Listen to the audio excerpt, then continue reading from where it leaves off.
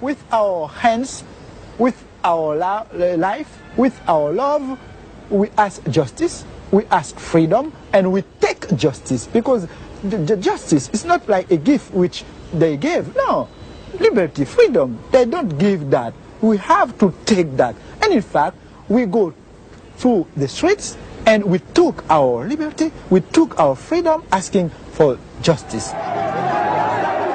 The Roman Catholic hierarchy has never forgiven Father Aristide, the legally elected president of Haiti, whom it regards as a base heretic.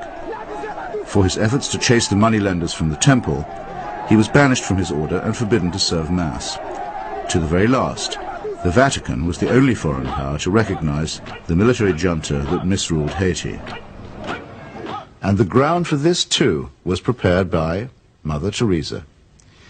In 1980, she visited the island and accepted the Haitian Legion of Honor Award from Baby Doc Duvalier. She found much to praise in his corrupt, dynastic regime, telling astonished reporters that she had, quote, never seen the poor people being so familiar with their head of state as they were with the Duvaliers. It was a beautiful lesson for me, she simpered. I've learned something from it. The Haitian people, indeed, could not wait to get close to the Duvaliers, who in their turn moved forever to the French Riviera.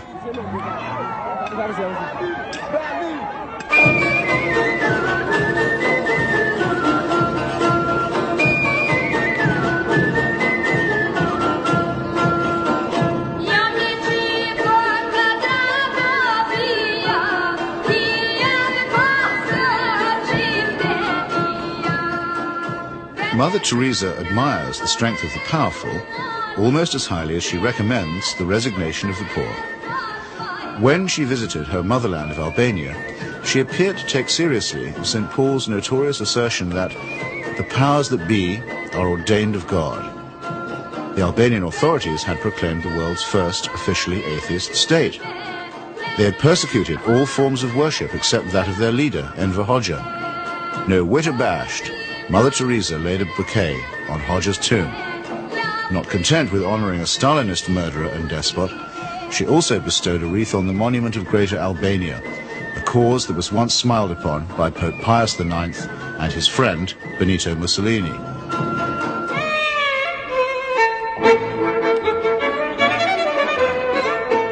Albania is, for secular reasons, quite rich in orphans. So there was ample scope for an orphanage specialist to praise the institutions of the regime while keeping silent about its victims.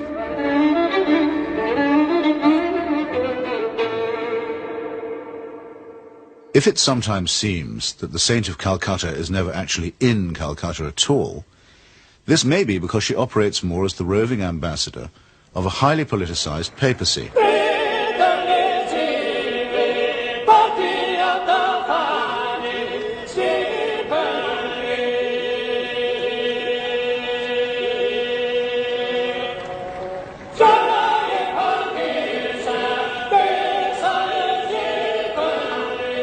Vatican foreign policy has taken her from the shores of Lebanon, where the Roman Catholic militia perpetrated the mass murder at the Sabra and Shatila camps, to Nicaragua, where the Cardinal was the patron of the Contras, to Armenia, where she helped Mother Church gain a foothold in the Soviet Union.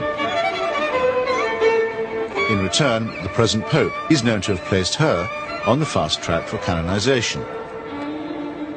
This is the kind of politics in which she does indeed get involved. Sometimes when I think of Mother, I wonder if I've done just right. Though I'm many miles away, I can almost hear her say, where's my wandering boy tonight? Robert Maxwell's genius for self-promotion made a nice fit with Mother Teresa's talent for fundraising. It became hard to decide which of the two was using which, or was it both? Ever since I In the United States, Mother Teresa accepted well over $1 million from Mr. Charles Keating, a right-wing Catholic fundamentalist and anti-pornography crusader who was also a California savings and loan tycoon. Mr. Keating's problem was that he was using other people's money. He's now behind bars after the greatest scandal in American financial history. But while he was flying high, Mother Teresa flew right along with him. She got the use of his private plane. He got a personalized Mother Teresa crucifix, which he used to store up treasure on earth. Let's get him out of here. Why should the missionaries of charity have such a special vocation for work among the rich?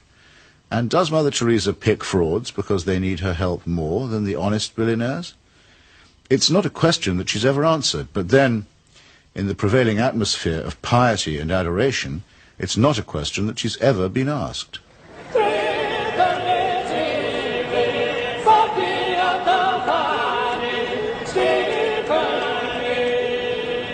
The Teresa cult is now a missionary multinational, with annual turnover in the tens of millions. If concentrated in Calcutta, that could certainly support a large hospital, and perhaps even make a noticeable difference. But Mother Teresa has chosen instead to spread her franchise very thinly. To her, the convent and the catechism matter more than the clinic. Now we are in 105 countries and we have 500 convents all around the world, without counting India. Beautiful.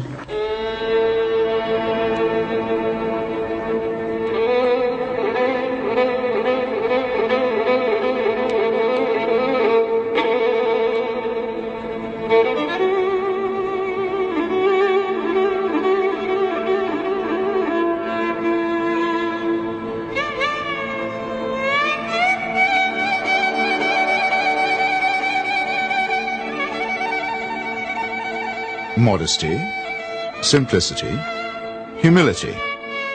By these canonical keywords, we are taught that we may recognize saints. Yet Mother Teresa regards herself as mandated by heaven, which is hardly modest. She lends spiritual solace to dictators and to wealthy exploiters, which is scarcely the essence of simplicity. And she preaches surrender and prostration to the poor, which a truly humble person would barely have the nerve to do. When she speaks about private or public morality, opposing family planning, for example, or defining abortion as quite literally the greatest threat to world peace, she takes on the grim and tedious tones of the zealot and the fanatic. In a godless and cynical age, it may be inevitable that people will seek to praise the self-effacing, the altruistic, and the pure in heart. But only a complete collapse of our critical faculties can explain the illusion that such a person is manifested in the shape of a demagogue, an obscurantist, and a servant of earthly powers.